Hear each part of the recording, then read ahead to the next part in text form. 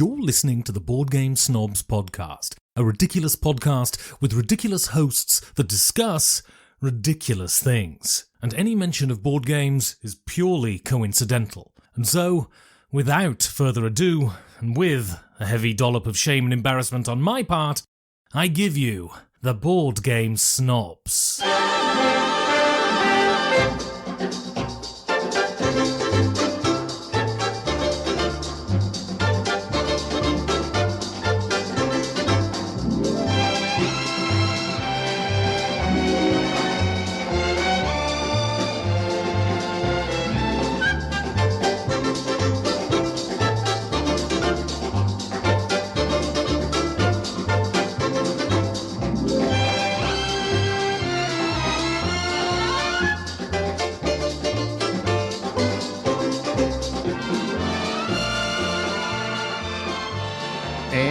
Go.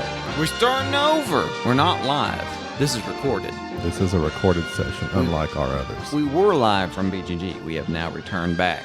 We are no longer live. We're just recording from Board Game Geek Spring Con 2022. It is a convention for which we have participated in, and we are back for what is no doubt probably the calmest convention we've been to. It was very chill. Very chill. Was it too chill? Yes. I wish there was more ruckus. There was not a whole lot going on. No, it wasn't. We were the biggest celebrities there. That is sad. And when you are the smartest person in the room. I mean, sure, I saw Eric Lang walking around, but come on. He was incognito. I didn't see him getting accosted for autographs. I didn't either. So when you're the biggest celebrity there, you're in the wrong room. That's what I like to say. It's what I always say. But we got to meet several fans, listeners, / people of the show. Fanatics. That's what fan stands for. I wouldn't exactly say they're fanatical. You called them fans. Well, I guess. That's literally the definition. But that's slang. Oh. Yeah, it doesn't really mean fanatical. You can be days. a fan of something and not be fanatical about it, can't you? It doesn't mean what it used to mean. It doesn't. We should reclaim it. We just did. It means fanatical. It means fanatical. I'm going to say Chad's fanatical. Chad Chesson, a dear listener. A dear listener. It's Bambi's dad. He's listening. He's been an avid listener ever since his wife got shot. He's been sad, looking for a way to go through his sorrows, and gaming was his way. So he started listening to us. Chad lives in the neighboring states. I won't dox him. I can't tell if you're being sarcastic. Was Chad's wife harmed in a drive-by? I don't know. In Louisiana? I don't think. I don't know. I don't know. But he is a dear listener. We played many games. Actually, we only played one. No, you played a couple of games with him. I played games with Chad. You ignored him. You snobbed him. We played Barrage. That was the game that... Okay, here's the thing. This is something we learned, as this doesn't usually happen to us, but when you have several listeners at a show, everything's a show to us. Conventions, movies, TV, podcasts, shows just like how about you stay on topic? All encompassing. Just stay on topic. A show is all encompassing. Stay on topic. Stay on topic. You don't tell me what to do. Topic. You're not the boss of me. Stay on target. How many times have we had this discussion? Stay on target. So and that guy blows up at the show. So now what are we talking about? That's Star Wars. Like Porkins. No, you're Porkins. I got this. And it just blows. There's always that one guy in Star Wars that just blows up. So when you have several listeners that we're happy to meet them and say hello and play games, but it's hard to schedule. Indeed. Because once you start a game, whether it's a 1 hour to 4 hour game, and then they're in the middle of a game, and then you start, and then they're done, and then they start, and you're done. Scheduling's an issue once you reach our level of fame, infamy rather. Let's go with infamy. Yes, I think what you're saying is we just need our own convention. SnobCon. Yes, where we just have people 5 listeners who like 5 us listeners will show up, pay gratuitous amounts of money to come eat overpriced concession food. Oh my God, a $13 burrito and it's brisket, and you're in Dallas, Texas. I would say Austin or Dallas, but the home of brisket shouldn't be overly priced. But of course, You know what? In this economy, everything's high priced. And you're at DFW Airport, where it's over because there's like, where else you gonna go? You ate airport brisket. We're eating airport brisket. We can't get out because it's confusing. You're just going in circles all over the place. But anyway, Chad Chesson, we met him. We met Christopher Preston. We met Lorenzo El Lopez. Magnifico. Lorenzo El Magnifico. So Lorenzo Lopez, if you're listening, it was a pleasure to meet you. Usually, most of the people I met, I knew off of either Instagram or Facebook or some other social media. Man with the beard. What's the guy with the beard? I was unfamiliar with Mr. Lopez, but the other guy with the beard. Drew Horsley. Yes, he sounded hoarse. Yes, Hit the beard. yes. Very nice. And you know what? Every one of our fans, super nice people. Well groomed. Super nice people. I noticed that. No odors from any of them. Eric They and Lindsay, smelled good. all of our fans. Well, not that I got up and sniffed you, but I didn't. It's the fact that I didn't smell you that's a plus. We have a different class of listener. Oh, Like definitely. I noticed several people They're very intelligent people. that all Very of intelligent. them were And well put together. I'm scared to death they were disappointed in meeting me. That's always my biggest fear. It's like, Most you know of what? them, they're Yeah. very Eric of Lindsay and Eric, I don't know his last name. Gonzalez. He's Eric and Lindsay of Lindsay and Eric. Let's go ahead and dox them too. They live in a cabin. They live in a cabin off County the Road grid. number. That dude is smart, and he was right beside you, just reading the rule book over your shoulder and besting you in your games. He didn't best me. He did best you. He didn't best me. He bested you twice. When? He bested you in Glory. No, that was a game that we didn't even finish it. He So bested you in. We played Beyond the Sun. which was we were all learning at it. It was a mulligan. Y'all tied in Godfather. I would like a recount. So, yeah. You know what? And like, he's that type of person that like he could just grasp a rule book just by like glancing at it. And I'm sitting there having to have you draw diagrams on a chalkboard of what's what. That is true. All of our fans are attractive and smart. Top 5 attractive fans with the board game snobs. Christopher Preston, I already told him he's a better looking version of you. He had very nice hair, cool goatee. He did. Yeah, so I had just made a comment about there are no cool goatees. And then did he Was have his a goatee? I don't think Or was it just a beard? No, he didn't have a goatee. Let's talk about our fans' appearances. Right. This won't get us canceled. Trust me. If we say you're all very attractive people, but Christopher Preston, you're a good looking man. You should be proud. Chad looked like a young John Voight.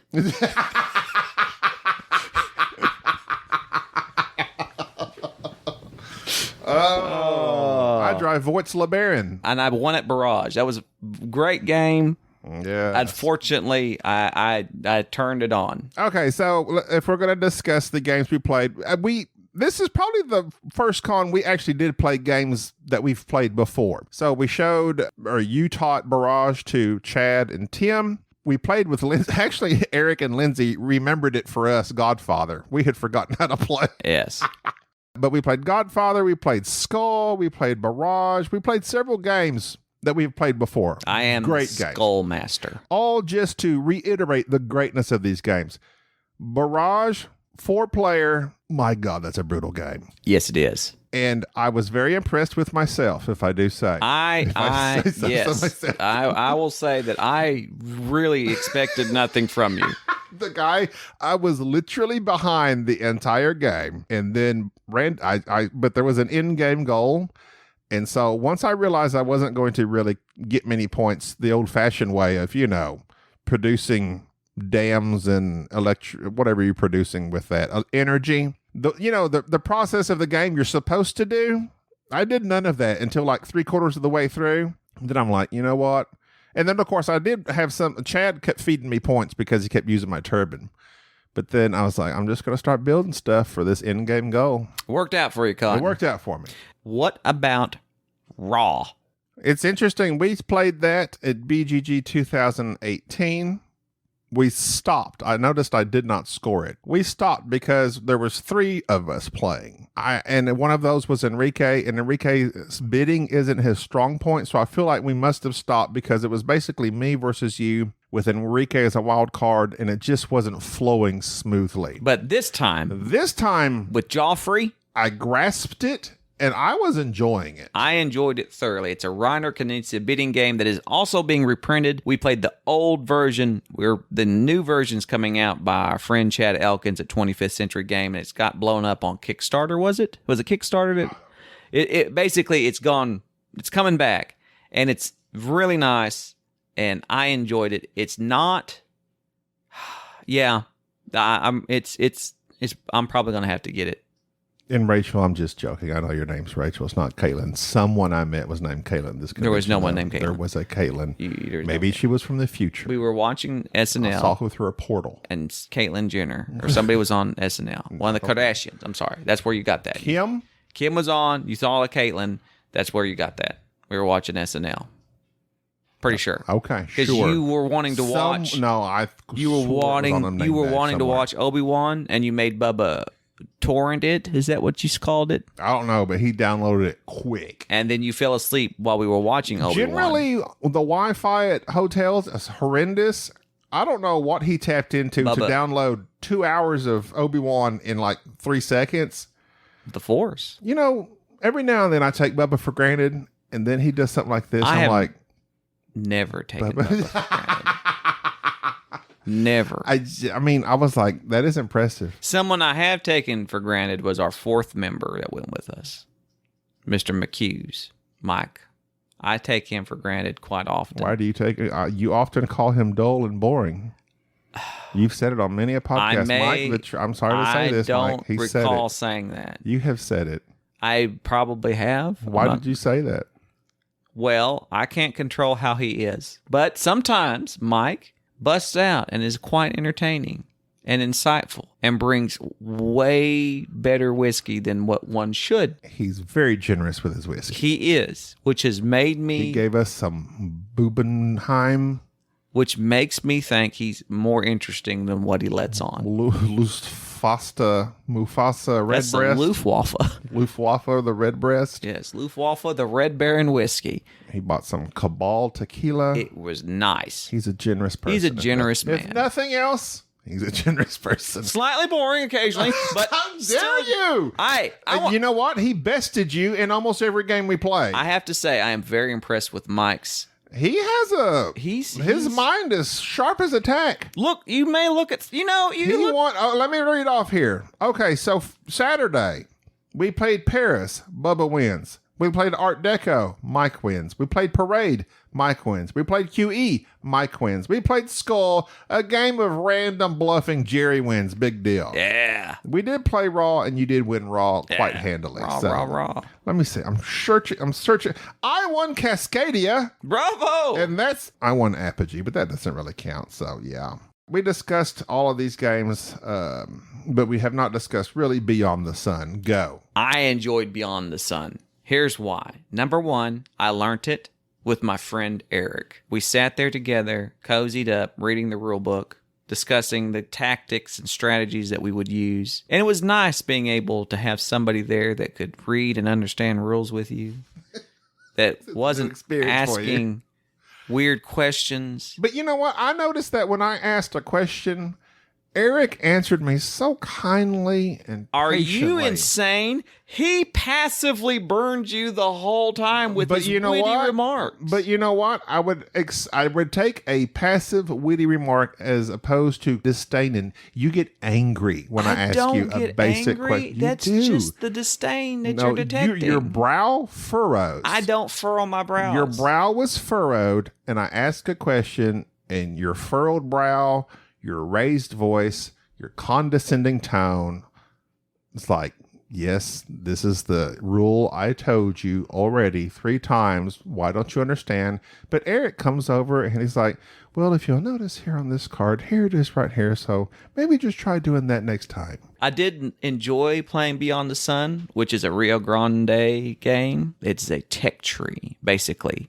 And you are trying to research technologies up this tech tree while at the same time utilizing this very small map off to the side to colonize various little planets with your dice, which are multi-use dice, which represent your resources, your ships, and your people.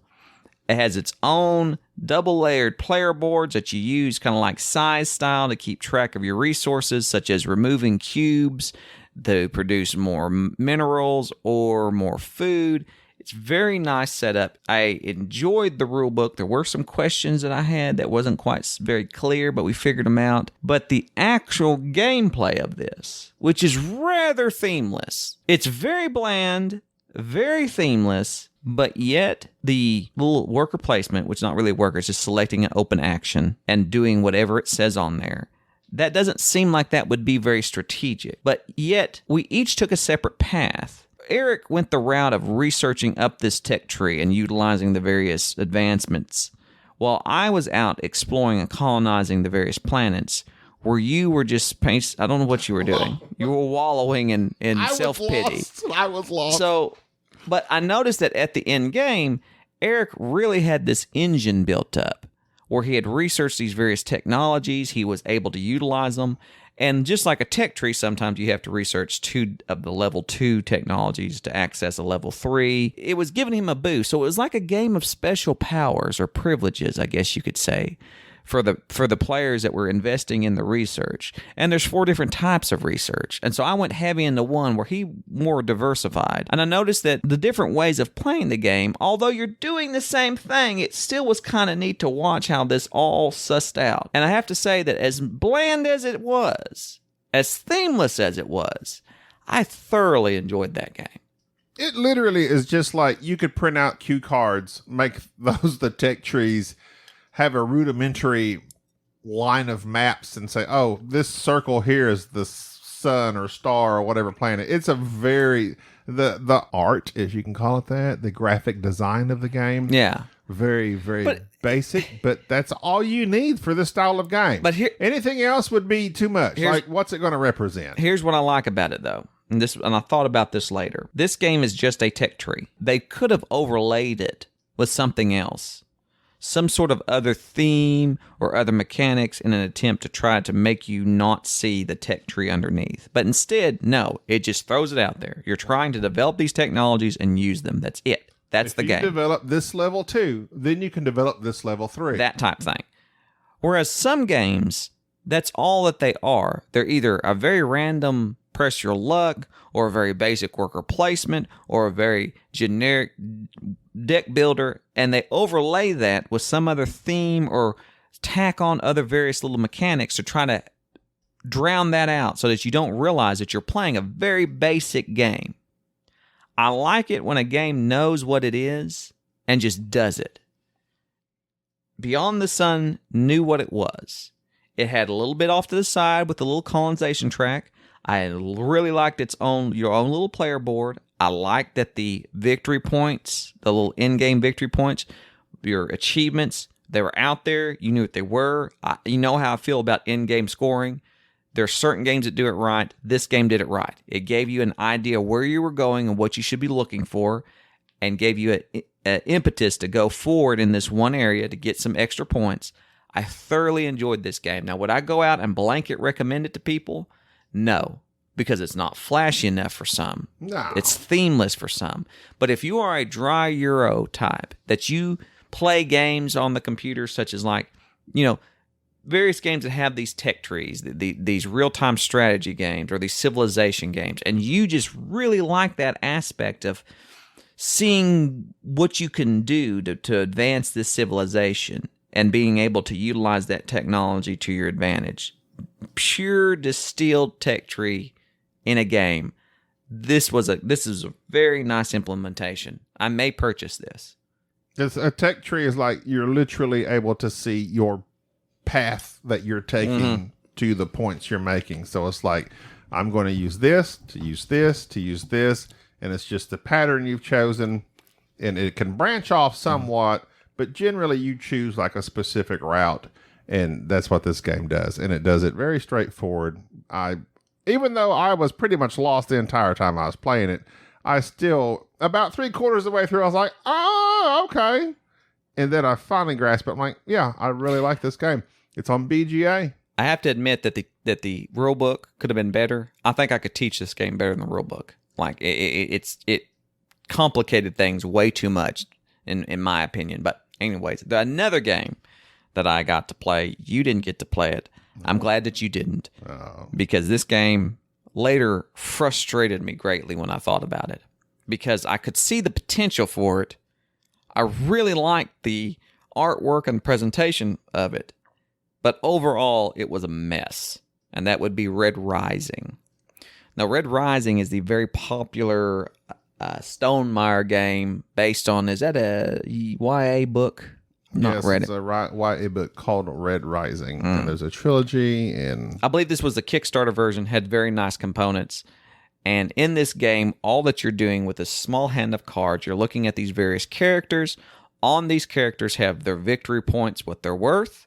At the end of the game, the cards in your hand will score.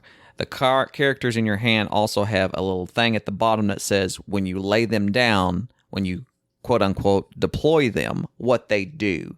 And these deployments can cause all sorts of manipulation out on the spaces of the board. There's like 5 different spaces where you have these various other characters that you're placing down that have rows of other cards. And so on your turn, you're either just going to place a card down in a row, activate what that character does, and then pick up another one and get a small bonus. Or flip a card off the top of the deck onto another row and roll a dice and get a random bonus. That's the game.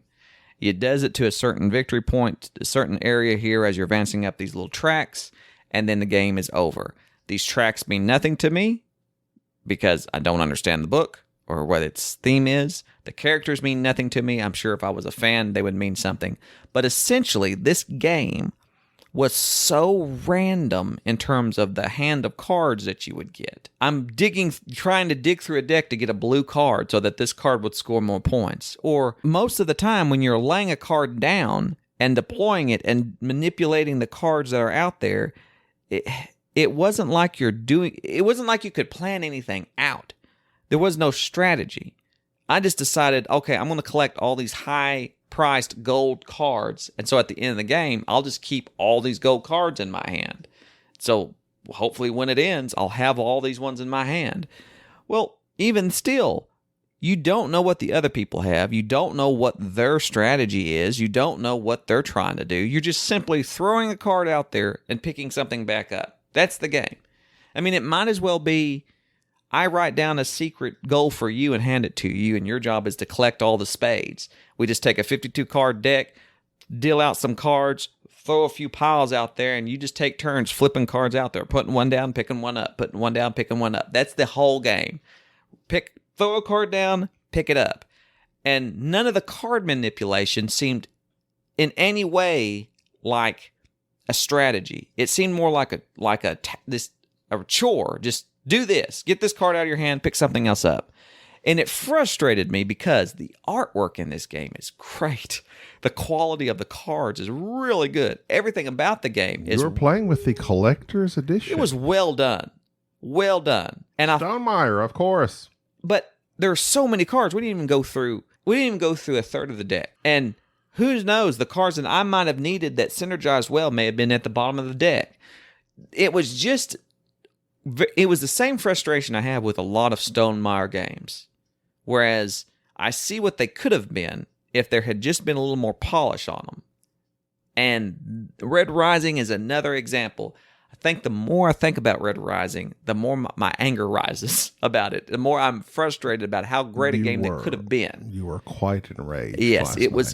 In fact, the words were said, I think I hate this game more than Splendor. I had been very irritated thinking about it because I really wanted to like it.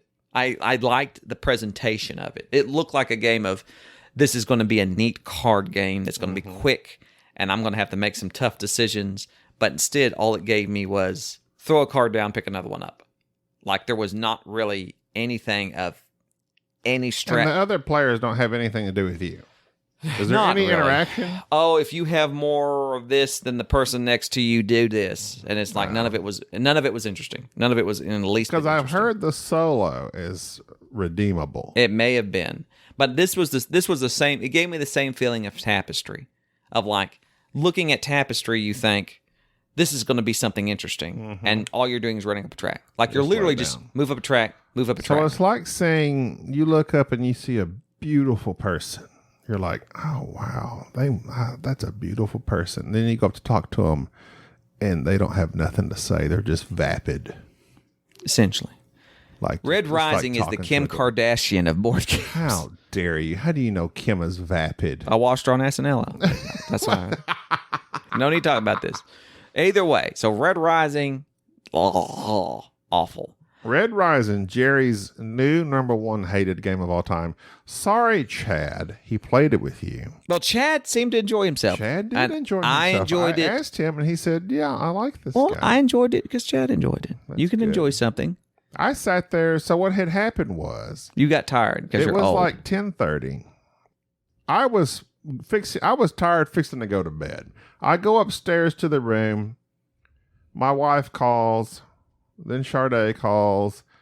And then I'm like, you know what? It's Sunday night. I get in this mode because I'm an old man. I'm like, I'm gearing up to go home. I'm You just ready brought to go your home. own pillow to the hotel. So I start packing up because we've got way too much crap because Bubba and Mike had left Sunday. They left earlier in the day. So I'm just packing up. I don't want to have to get one of them buggies and us cart all the stuff down there. So I pack up the car this evening. So by the time I packed it up, I was wide awake and I was feeling spicy again. I'm like, all right, I'm gonna go down there and see what I can find. Well, I ran into y'all and I chatted up Chad, and you looked like you were. Well, anger was on your face from the game you were playing, and B, you were tired. After this, You think one affected the other? no. No. After this, we played, before we left BGG in the morning, a quick game of Maglev Metro. Mhm. Is that how you say it? Yes. So, I, again, enjoyed the components of this game. Double layer boards. I did not like the... Cool maglevs. I didn't like the coloring of the No, it was meeples because awful. I can't It was tell. awful. I wish they'd stop using that metallic coloring, copper, gold, You can't silver. use I can't, the gold and the copper were almost indiscernible. I can't tell the difference. This game was way too light. I thought this game was supposed to be heavy. And I mean, on the weights and everything that I've heard about it, this game was supposed to be an interesting route building game with this player board and pickup delivery type thing. And again, I often forget how much I hate pickup and deliver. And then you're reminded. And then I'm reminded when I sit down to play this game that is basically do a couple quick actions of move your train, put some people in your train, take these people over here, use those people to upgrade when your it's player so board. just that's it. Like that's the main mechanism, and that's all you do, and you can do it with 3 actions: pick them up, move them, drop them off. Pick them up, move them, drop them off. That's Maglev Metro. It was not engaging, but what got me is that just a few days before, I'd learned an 18XX game, which is route building and having trains and being able to complete routes. But that's not the entirety of the game. But even that simple bit, that part of the 18XX game of building these routes, which you're just literally an 18 MS that we were playing, you just laid one tile or you upgraded one tile. It was a very small map. Painfully slow movement of you just lay a tile or upgrade a tile to a different type of tile. That was way more interesting. And to me, I know it's a completely different genre and weight, but way more engaging than this Maglev Metro. They need to make an 18 Maglev Metro. They need to, well, they've made several entry level, which was what this 18 MS was, game as Missouri. And I believe 18 Chesapeake is also an entry level. I would have never have thought, I've always wanted to play an 18XX game to understand how they operate. And I've always heard that City of the Big Shoulders is quite similar. Found out that they are very much similar, except in their way that the money is handled and kind of the stock manipulation. I thoroughly enjoyed it. I see why so many people enjoy the various variations of these 18XX games. This is something that I may very well be getting into. I desperately want to get an entry-level 18 MS or 18 Chesapeake game and introduce y'all to it, because I think it is very much something we would enjoy. I like stocks. I do too. Even if I'm not that great at them. That's why I like Airlines Europe so much. It's just that stockpile. You love stockpile. I like stockpile a lot, but I really like City of the Big Shoulders. But that's probably about as heavy as I want to get with it. I think, in my opinion, this 18MS to me was lighter than City of the Big Shoulders. Like, as we were playing it, the individual that was teaching it, I got to thinking, I thought this was heavier. I was afraid of this game when we started, but really, it made a lot more sense to me than City of the Big Shoulders in some ways. It's like you're not having to handle putting workers on each little company and unlock this, and this is the price. No, it's simple. You buy stock or sell stock. And now that phase is over, you build your tracks, run your train. You get X amount of money. And it was very clear of how it was done. And then rinse, dry, repeat. I loved it. Absolutely loved it. I'll have to check it out. City of the Big Shoulders. That's City of the Big Shoulders. That's 7 syllables. Mm-hmm. Cot BS. 4 syllables. Okay. Cot BS. 3 syllables. We could shorten it down. We could save tons of time. I just say Big Cot Shoulders. BS. Big Shoulders. That's also 3. That's syllables. I see. I'll allow it. Okay. Oh, I don't. City of the Big Shoulders. I'm not saying it again. I don't have time for all those syllables. I don't like to say acronyms because you don't. I love acronyms. acronyms. I hate acronyms. I'm an acronym guy. I know, but you don't like them if you don't. I'm know an them. AG. You don't know. acronym You guy. don't know them if you don't. But you don't like them if you don't know them. But there's a difference between. I was noticing there's a difference between what, like NASA, which is like actually just a word named of National Aeronautics, as opposed to OMG for like, oh my God.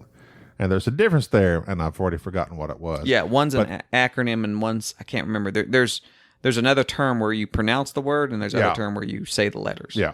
I can't remember what that is. Yeah, like OMG. Yeah. The one is like NASA. You've made a word of the letters, whereas OMG, you're just saying the letters. No one says, oh my God. Yeah. Oh my God. Ng. Well, maybe they do. But I'm an acronym guy. I'm an AG. Initialism. That's what it is. I think that's it. Sounds good. You're an initialist? Initialist. I think so, because they're initials.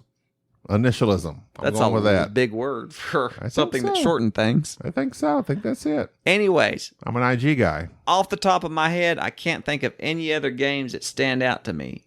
Out of the con, I really did enjoy Paris. I think it's a great game for Eurogamers. Art Deco was good. QE was very interesting. I renewed my love for Godfather. I And had forgotten how cutthroat and crazy Godfather was. it is. And it was amazing. I messed up and put myself in first place and played poorly, enabling everyone to continually blow me up and put me in the Hudson. So I lost, but still yet, I just enjoy, and that it's one of those, it's a take that. It's a severe take that. You're literally disposing of your enemies, and it's super thematic in that sense. I mean, we said the whole thing. It didn't necessarily have to be The Godfather, but sure, if it's a mafia style, the cards and everything, I love that game. But if you're not a take that person, it is not a game for you. Indeed.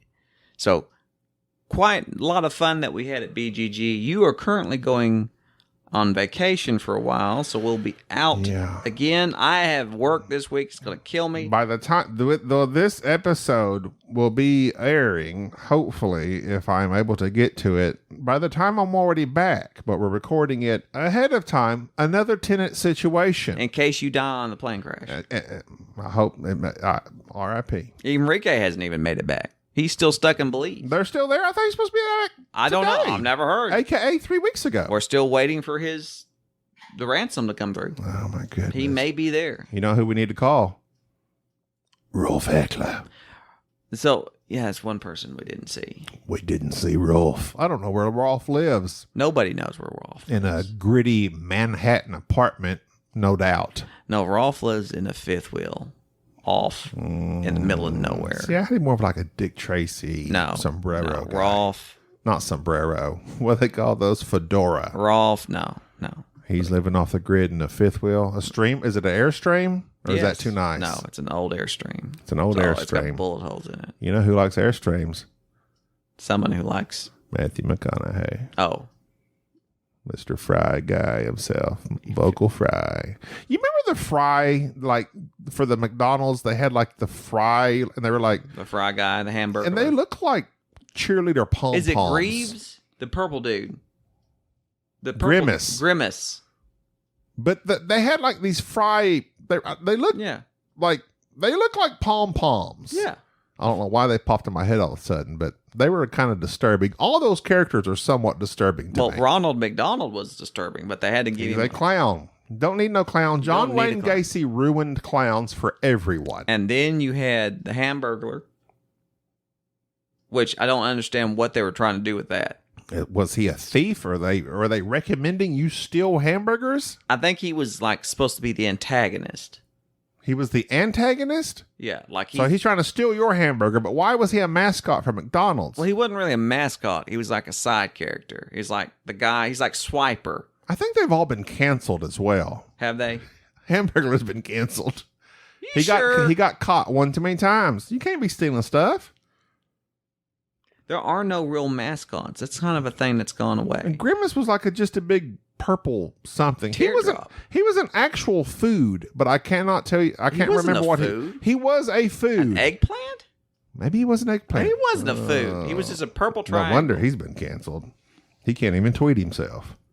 So yeah, mascots have gone the way. That's why we were going to kick off our armadillos, but then we found out they have leprosy.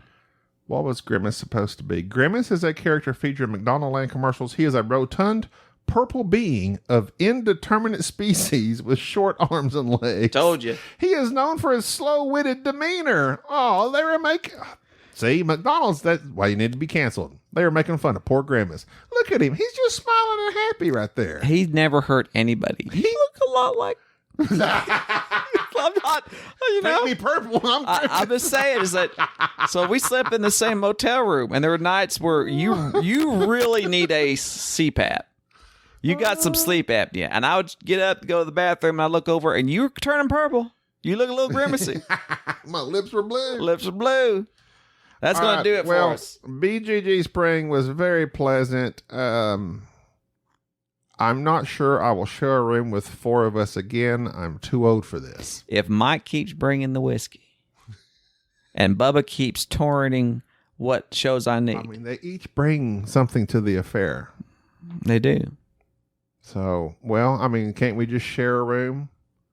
2 and 2. That's what I say. I need my own bed. You want Bubba or you want Mike? I'll take the whiskey. Yeah, because Mike snores too.